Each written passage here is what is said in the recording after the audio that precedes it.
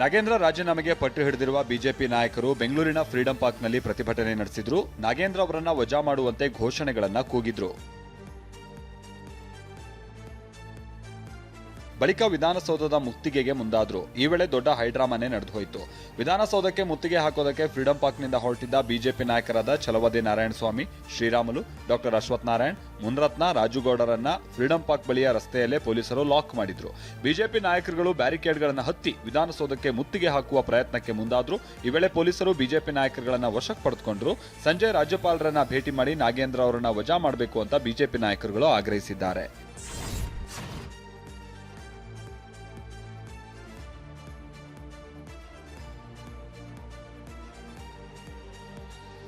ಸದನದಲ್ಲಿ ನಾಗೇಂದ್ರ ರಾಜೀನಾಮೆಗೆ ಬಿಜೆಪಿ ನಾಯಕರು ಪಟ್ಟನ್ನ ಮುಂದುವರೆಸಿದ್ರು. ಸಿಎಂ ಡಿಕೆ ಶಿವಕುಮಾರ್ ಅದಾನಿಯನ್ನ ಮನೆ ಕರೆಸಿಕೊಂಡು ಮಾತನಾಡ್ತಾರೆ. ಆದ್ರೆ ಸಿಎಂ ಒಬ್ಬ ನಾಗೇಂದ್ರ ರಾಜೀನಾಮೆ ಪಡಿತಾ ಇಲ್ಲ ಅಂತ ಬೇಸರ ವ್ಯಕ್ತಪಡಿಸಿದ್ರು. ಅದಾನಿನ ಮನೆ ಕರ್ಸ್ಕೊಂತಾರೆ, ನಾಗೇಂದ್ರನ ಮನೆ ಕರ್ಸ್ಕೊಂಡು ರಾಜೀನಾಮೆ ಕೊಡಕ್ಕಾಗಲ್ಲ. ಅದಾನಿಗೆ ಕಾರ್ಪೊರೇಟ್ ಹಾಕಿ ಕರ್ಸ್ಕೊಂತಾರೆ, ಬೈತಾರೆ. ಬಿಜೆಪಿ ಏಜೆಂಟ್ ಅವನೇ ಕರ್ಸ್ಕೊಂಡು ಚರ್ಚೆ ಮಾಡ್ತಾರೆ. ನಾಗೇಂದ್ರನ್ ಕರ್ಕೊಂಡು 5 ನಿಮಿಷ ಕೆಲಸ ರಾಜೀನಾಮೆ ಮನೆ ಕರೆಸಿ 5 ನಿಮಿಷ ಹೇಳಿದ್ರೆ ರಾಜೀನಾಮೆ ಆಗೋತತೆ. ಅದಾನಿಗೆ ಒಂದು ಗೌರವ ನಾಗೇಂದ್ರನ ಒಂದ್ಸರಿ ಕೊಟ್ಬಿಡಿ. ಭೋಜನ ವಿರಾಮ ಬಳಿಕ ಬಿಜೆಪಿ ತಮ್ಮ ಹೋರಾಟವನ್ನ ತೀವ್ರಗೊಳಿಸಿತು.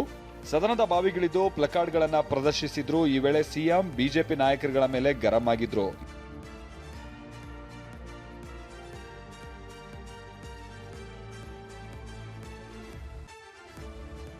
ಈ ವಾಗ್ಯುದ್ಧಗಳ ನಡುವೆ ವಿಧಾನಸಭೆ ಕಲಾಪ ಅನಿರ್ದಿಷ್ಟಾವಧಿಗೆ ಮುಂದೂಡಿಕೆಯಾಗಿದೆ. ಇನ್ನು ಬಿಜೆಪಿ ಅಹೋರಾತ್ರಿ ಹೋರಾಟಕ್ಕೂ ಸಜ್ಜಾಗಿತ್ತು. ಆದರೆ 3 ದಿನಗಳ ಮುನ್ನವೇ ಅಧಿವೇಶನಕ್ಕೆ ತೆರೆ ಎಳೆಯಲಾಗಿದೆ.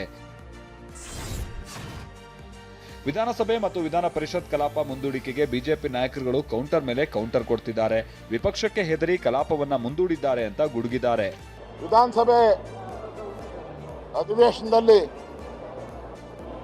ಮೊದಲ ಬಾರಿಗೆ ಕರ್ನಾಟಕದ ಇತಿಹಾಸದಲ್ಲಿ ಒಂದು 25-30 ವರ್ಷದ ಇತಿಹಾಸದಲ್ಲಿ ಮೊದಲ ಬಾರಿಗೆ ವಿರೋಧ ಪಕ್ಷಕ್ಕೆ ಹೆದರಿ ಇಡೀ ಅಧಿವೇಶನವನ್ನು ರದ್ದು ಮಾಡಿ ಹೋಗಿರುವಂಥ ಕಾಂಗ್ರೆಸ್ ಸರ್ಕಾರ, ರಾಜ್ಯ ಸರ್ಕಾರ ಪಲಾಯನವಾದವನ್ನು ಮಾಡಿದ್ದಾರೆ. ಇವತ್ತು ಭ್ರಷ್ಟರನ್ನು ರಕ್ಷಣೆ ಮಾಡುವ ಸಲುವಾಗಿ ಸದನದಲ್ಲಿ ವಿರೋಧ ಪಕ್ಷವನ್ನು ಎದುರಿಸೋದಕ್ಕೆ ಸಾಧ್ಯ ಆಗದೇನೆ ಹಿಂಬಾಗಿಲಿನಿಂದ ಓಡೋಗಿದ್ದಾರೆ ಇವತ್ತು ಕಾಂಗ್ರೆಸ್ ಸರ್ಕಾರ. ವಿಧಾನಸಭೆಯಲ್ಲಿ ವಿಪಕ್ಷಗಳ ಗದ್ದಲದ ನಡುವೆಯೇ ಹಲವು ವಿಧೇಯಕಗಳನ್ನು ಅಂಗೀಕರಿಸಲಾಗಿದೆ. ಕರ್ನಾಟಕ ಸರಕು ಮತ್ತು ಸೇವೆಗಳ ತೆರಿಗೆ ತಿದ್ದುಪಡಿ ವಿಧೇಯಕ, ಕರ್ನಾಟಕ ಕೈಗಾರಿಕಾ ಸೌಲಭ್ಯ ತಿದ್ದುಪಡಿ ವಿಧೇಯಕ, ಗ್ರೇಟರ್ ಬೆಂಗಳೂರು ಆಡಳಿತ ತಿದ್ದುಪಡಿ ವಿಧೇಯಕ, ಅಂಗಡಿಗಳು ಮತ್ತು ವಾಣಿಜ್ಯ ಕಾರ್ಯ ಸಂಸ್ಥೆಗಳ ತಿದ್ದುಪಡಿ ವಿಧೇಯಕ, ಕರ್ನಾಟಕ ನೋಂದಣಿ ತಿದ್ದುಪಡಿ ವಿಧೇಯಕ, ಕರ್ನಾಟಕ ಭೂಕಂದಾಯ ತಿದ್ದುಪಡಿ ವಿಧೇಯಕ, ಕರ್ನಾಟಕ ಗ್ರಾಮ ಸ್ವರಾಜ್ ಪಂಚಾಯತ್ ರಾಜ್ ಬಿಲ್, ಕರ್ನಾಟಕ ಸರ್ಕಾರಿ ಉದ್ದಿಮೆಗಳ ಸಂರಕ್ಷಣೆ ತಿದ್ದುಪಡಿ ವಿಧೇಯಕಗಳನ್ನು ಅಂಗೀಕರಿಸಲಾಗಿದೆ. ವಿಧಾನಸಭೆಯಲ್ಲಿ ಉದ್ಯಾನವನಗಳ ಸಂರಕ್ಷಣೆ ವಿಧೇಯಕ ಅಂಗೀಕಾರವಾಗಿದೆ. ಚರ್ಚೆ ಇಲ್ಲದೆ ವಿಧೇಯಕ ಅಂಗೀಕಾರಗೊಂಡಿದೆ. ಡಿಸಿಎಂ ಡಾಕ್ಟರ್ ಜಿ ಪರಮೇಶ್ವರ್ ಅವರು ವಿಧೇಯಕ ಮಂಡಿಸಿದ್ದು, ಚರ್ಚೆ ಇಲ್ಲದೆ ವಿಧೇಯಕ ಅಂಗೀಕಾರಗೊಂಡಿದೆ. ಇತ್ತ ಉದ್ಯಾನವನದ ಒಟ್ಟು ವಿಸ್ತೀರ್ಣದ ಗರಿಷ್ಠ 5% ಭೂಮಿಯನ್ನ ಮಾರಾಟ, ಗೇಣಿ, ಕೊಡುಗೆ, ವಿನಿಮಯ, ಅಡಮಾನ ಅಥವಾ ಇನ್ನಿತರ ಯಾವುದೇ ರೀತಿಯಲ್ಲಿ ಪರಭಾರೆ ಮಾಡಲು ಈ ವಿಧೇಯಕ ಅನುಮತಿ ನೀಡಲಿದೆ. ಈ ಬಗ್ಗೆ ಸದನದಲ್ಲಿ ಮಾತನಾಡಿದ ವಿಪಕ್ಷ ನಾಯಕ ಆರ್ ಅಶೋಕ್, 5% ಜಾಗವನ್ನ ಅದಾನಿಗೆ ಕೊಟ್ಟಂತೆ ಕಾಣಿಸಿದೆ. ಅದಾನಿ ಜೊತೆ ಡಿಕೆ ಶಿವಕುಮಾರ್ ಶಾಮೀಲಾಗಿದ್ದಾರೆ ಅಂತ ಕಿಡಿಕಾರಿದ್ದಾರೆ.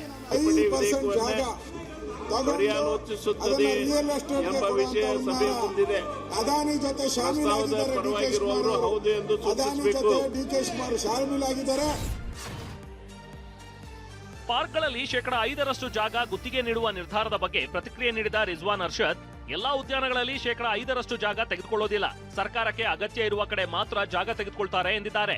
ಇನ್ನು ಉದ್ಯಮಿ ಗೌತಮ್ ಅದಾನಿ ಜೊತೆ ಸಿಎಂ ಡಿಕೆಶಿ ಭೇಟಿ ವಿಚಾರದ ಬಗ್ಗೆ ಪ್ರತಿಕ್ರಿಯೆ ನೀಡಿದ ರಿಜ್ವಾನ್ ಅರ್ಷದ್, ಸರ್ಕಾರದ ಬಳಿ ಯಾರಾದರೂ ಪ್ರಪೋಸಲ್ ತೆಗೆದುಕೊಂಡು ಬಂದ್ರೆ ಮುಖ್ಯಮಂತ್ರಿಗಳು ಕುಳಿತುಕೊಂಡು ಅವರ ಜೊತೆ ಮಾತನಾಡಬೇಕಾಗತ್ತೆ, ಚರ್ಚೆ ಮಾಡೋದಕ್ಕೆ ನಮ್ಮ ಆಕ್ಷೇಪ ಇಲ್ಲ ಎಂದಿದ್ದಾರೆ. ಬಿಜೆಪಿಯವರ ಒಳ ಒಪ್ಪಂದದಿಂದಾಗಿ ಸದನ ನಡೆಯಲು ಬಿಡುತ್ತಿಲ್ಲ ಅಂತ ವಿಜಯಪುರ ಶಾಸಕ ಯತ್ನಾಳ್ ಗಂಭೀರ ಆರೋಪ ಮಾಡಿದ್ದಾರೆ. ಬಿಜೆಪಿ ಮತ್ತು ಕಾಂಗ್ರೆಸ್ ಎರಡೂ ಒಳ ಒಪ್ಪಂದ ಮಾಡಿಕೊಂಡಿವೆ. ಹೀಗಾಗಿ ಬರಗಾಲ, ಉತ್ತರ ಕರ್ನಾಟಕದ ನೀರಾವರಿ ಯೋಜನೆ ಮತ್ತು ಕೆಪಿಎಸ್ಸಿ ಹಗರಣದ ಬಗ್ಗೆ ಸದನದಲ್ಲಿ ಚರ್ಚೆ ಮಾಡುತ್ತಿಲ್ಲ ಎಂದಿದ್ದಾರೆ. ಸುಮಾರು 8 ದಿವಸ ನಮ್ಮ ಸದನ ನಡೆಯದೆ ಕೇವಲ ನಾಗೇಂದ್ರನ ಬೆನ್ನು ಹತ್ತಿ ಇವತ್ತು ಸದನವನ್ನು ಹಾಳು ಮಾಡ್ತಾ ಇದ್ದಾರೆ. ನನಗನ್ನಿಸ್ತದೆ ಬಿ ಜೆ ಪಿಯಲ್ಲಿ ಕೆಲವೊಂದು ನಾಯಕರಿಗೆ ಮತ್ತು ಡಿ ಕೆ ಶಿವಕುಮಾರ್ ಅವ್ರನ್ನ ಯಾವುದೇ ರೀತಿ ಅವ್ರಿಗೆ ತೊಂದರೆ ಆಗಬಾರ್ದು, ಮುಸುಗರಿಗೆ ಒಳಗಬಾರ್ದು ಅಂತೇಳಿ ಇದು ಇವರು ಹೊಂದಾಣಿಕೆಯ ಒಂದು ಫಲ 8 ದಿವಸದಿಂದ ಸದಾ ನಡೀತಾ ಇದೆ. ಕರ್ನಾಟಕದ ಇತಿಹಾಸದಲ್ಲಿ ದೊಡ್ಡ ಹಗರಣ ಇದು ಅಂತ ನೈಸ್ ಅಕ್ರಮದ ವಿರುದ್ಧ ಕೇಂದ್ರ ಸಚಿವ ಕುಮಾರಸ್ವಾಮಿ ವಾಗ್ದಾಳಿ ನಡೆಸಿದ್ದಾರೆ.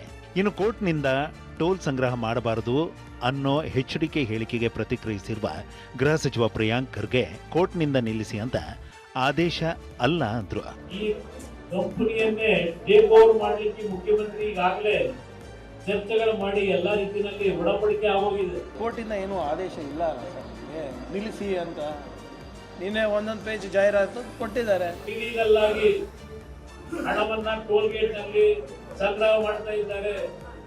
ಇಲೀಗಲ್ ಆಗಿ ಮಾಡ್ತಾ ಇದ್ದಾರೆ ಅಂದ್ರೆ ಅರ್ಥ ಏನು? ಲೇಖಕರಿಗೆ ಕೇಳ್ತೇನೆ. ತಮಿಳುನಾಡಿಗೆ ಕಾವೇರಿ ನೀರು ಹರಿಸುವಂತೆ ಮತ್ತೆ ಸಮಿತಿ ಸೂಚಿಸಿದ್ದು ಕರ್ನಾಟಕಕ್ಕೆ ಮತ್ತೆ ಶಾಕ್ ಕೊಟ್ಟಿದೆ. ಅಗತ್ಯ ಪ್ರಮಾಣದ ನೀರು ಬಿಡುಗಡೆ ಮಾಡಲು ಸೂಚಿಸಿರುವ ಸಮಿತಿ ಬಿಳಿಗುಂಡ್ಲುವಿನಲ್ಲಿ 9,000 ಕ್ಯೂಸೆಕ್ ನೀರಿನ ಹರಿವು ಖಚಿತಪಡಿಸಬೇಕು ಎಂದಿದೆ. ಇನ್ನು ಮಂಗಳವಾರ ಬೆಳಗ್ಗೆ 8 ಗಂಟೆಯಿಂದ ನೀರು ಹರಿಸಲು ಸೂಚಿಸಿದೆ. 15 ದಿನ ನಿತ್ಯವೂ 9,000 ಕ್ಯೂಸೆಕ್ ಹರಿವಿನಂತೆ ಒಟ್ಟು 11.66 ಟಿಎಂಸಿ ನೀರು ಬಿಡಬೇಕು ಅಂತ ಸೂಚಿಸಿದೆ. ಈ ಮೂಲಕ ಕರ್ನಾಟಕಕ್ಕೆ ಮತ್ತೆ ಸಿಡಬ್ಲ್ಯೂಆರ್ಸಿ ಶಾಕ್ ಕೊಟ್ಟಿದೆ.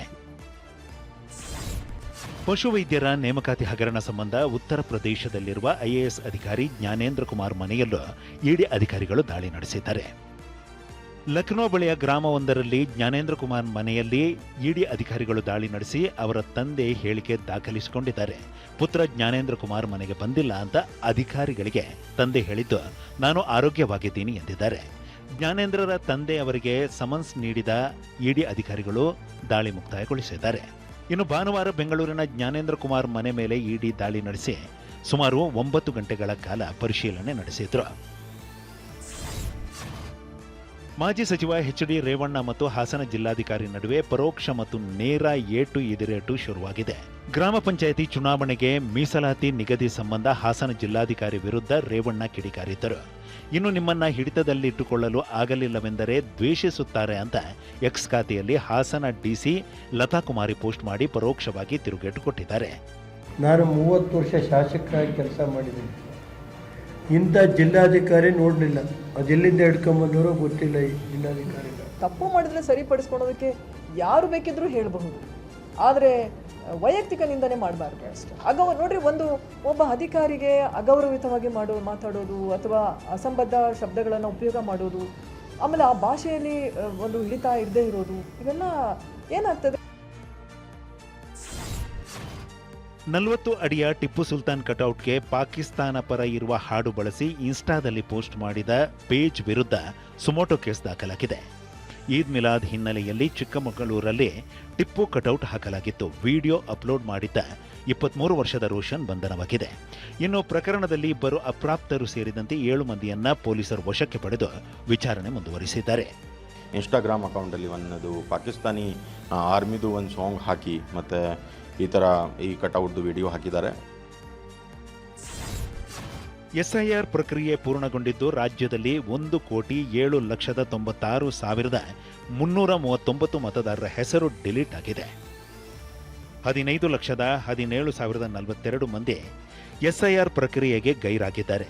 ಇನ್ನು 65,45,679 ಮಂದಿ ಶಾಶ್ವತವಾಗಿ ಸ್ಥಳಾಂತರಗೊಂಡಿದ್ದಾರೆ. 16,39,864 ಮಂದಿ ಮೃತಪಟ್ಟ ಮತದಾರರಾಗಿದ್ದರೆ 7,09,870 ಮಂದಿ ಒಂದಕ್ಕಿಂತ ಹೆಚ್ಚು ಕಡೆ ಮತ ಹೊಂದಿದ್ರು. ರಾಜ್ಯದ ಮತಗಟ್ಟೆಯಲ್ಲಿ 5,54,32,314 ಮತದಾರರು ಉಳಿದಿದ್ದಾರೆ. ಮಹಾರಾಷ್ಟ್ರದ ಪುಣೆಯಲ್ಲಿ ಚಾತ್ರೋಂಕಿ ಗೂಂಜ್ ಕಾರ್ಯಕ್ರಮದಲ್ಲಿ ರಾಹುಲ್ ಗಾಂಧಿ ಮನುಸ್ಮೃತಿ ಬಗ್ಗೆ ನೀಡಿದ ಹೇಳಿಕೆ ಬಿಜೆಪಿ ಕೆಂಗಣ್ಣಿಗೆ ಗುರಿಯಾಗಿದೆ. ವೇದಿಕೆಯಲ್ಲಿ ಮಹಿಳೆಯರ ಸ್ವಾತಂತ್ರ್ಯದ ಬಗ್ಗೆ ಮಾತನಾಡಿದ ರಾಹುಲ್ ಗಾಂಧಿ, ಮನುಸ್ಮೃತಿಯಲ್ಲಿರುವ ಸಾಮಾಜಿಕ ರಚನೆ ಮಹಿಳೆಯರ ಸ್ವಾತಂತ್ರ್ಯ ಮತ್ತು ಪ್ರಗತಿಗೆ ವಿರುದ್ಧವಾಗಿದೆ ಎಂದಿದ್ದಾರೆ. ರಾಹುಲ್ ಗಾಂಧಿ ಹೇಳಿಕೆ ಬಗ್ಗೆ ಕಿಡಿಕಾರಿದ ಯುಪಿ ಸಿಎಂ ಯೋಗಿ ಆದಿತ್ಯನಾಥ್, ರಾಹುಲ್ ಗಾಂಧಿ ಮಹಿಳೆಯರು ಮನುಸ್ಮೃತಿಯ ಸಂಕೋಲೆಯಿಂದ ಹೊರಬನ್ನಿ ಎಂದಿದ್ದಾರೆ. ರಾಹುಲ್ ಗಾಂಧಿ ಅವರೇ, ಈ ದೇಶ ನಿಮ್ಮಿಂದ ಏನನ್ನೂ ನಿರೀಕ್ಷಿಸುತ್ತಿಲ್ಲ ಎಂದಿದ್ದಾರೆ. उन्होंने बयान दिया कि महिलाएं मनुस्मृति के बंधन को तोड़ करके अब बाहर आ जाएं। राहुल जी एक राहुल गांधी के रूप में आपसे देश बहुत अपेक्षा नहीं करता है, कोई अपेक्षा नहीं करता है। ಬಿಡದಿ ಟೌನ್ಶಿಪ್ ಯೋಜನೆಗಾಗಿ ಜಂಟಿ ಸರ್ವೆ ವಿರೋಧಿಸಿ ಪೊರಕೆ ಚಳವಳಿ ನಡೆಸಿದ್ದ 6 ರೈತರ ವಿರುದ್ಧ ಎಫ್ಐಆರ್ ಮತ್ತು ತನಿಖೆಗೆ ಕರ್ನಾಟಕ ಹೈಕೋರ್ಟ್ ಮಧ್ಯಂತರ ತಡೆಯಾಜ್ಞೆ ನೀಡಿದೆ. ದೂರು ದಾಖಲಾಗಿರುವ ರೀತಿ ಸಂಶಯಾಸ್ಪದ ಎಂದು ಅಭಿಪ್ರಾಯಪಟ್ಟಿರುವ ಹೈಕೋರ್ಟ್ ಬಾಡಿಗೆ ಕಾರು ಚಾಲಕನಿಂದ ದೂರು ದಾಖಲಿಸಿರುವುದಕ್ಕೆ ಅಚ್ಚರಿ ವ್ಯಕ್ತಪಡಿಸಿದೆ. ಈ ತಡೆಯಾಜ್ಞೆ ರೈತರಿಗೆ ದೊಡ್ಡ ನಿರಾಳತೆ ತಂದಿದೆ. ಸೆಪ್ಟೆಂಬರ್ 5ರಂದು ದೆಹಲಿಯಲ್ಲಿ ಸಿಜೆಪಿಯಿಂದ ಶಾಂತಿಯುತ ಪ್ರತಿಭಟನಾ ಮೆರವಣಿಗೆ ನಡೆಯಲಿದೆ. ಇಂಡಿಯಾ ಗೇಟ್ನಿಂದ ನವದೆಹಲಿ ಪೊಲೀಸ್ ಮುಖ್ಯ ಕಚೇರಿಯವರೆಗೆ ಈ ಮೆರವಣಿಗೆ ನಡೆಯಲಿದೆ. ನೀಟ್ ಸಂತ್ರಸ್ತರ ಕುಟುಂಬಸ್ಥರು ಹಾಗೂ ಪೊಲೀಸ್ ದೌರ್ಜನ್ಯಕ್ಕೆ ಒಳಗಾದವರು ಪ್ರತಿಭಟನೆಯಲ್ಲಿ ಭಾಗಿಯಾಗಲಿದ್ದಾರೆ. ವಿದ್ಯಾರ್ಥಿಗಳು, ಯುವ ಸಂಘಟನೆಗಳು ಹಾಗೂ ದೇಶದಾದ್ಯಂತ ಯುವಕರು ಹೆಚ್ಚಿನ ಸಂಖ್ಯೆಯಲ್ಲಿ ಭಾಗವಹಿಸುವಂತೆ ಸಿಜೆಪಿ ಕರೆ ನೀಡಿದೆ. ಜುಲೈ 25ರಂದು ಸರ್ಕಾರ ನೀಡಿದ್ದ ಭರವಸೆಗಳನ್ನು ಈಡೇರಿಸಿಲ್ಲ ಎಂದು ಸಿಜೆಪಿ ಆರೋಪಿಸಿದೆ.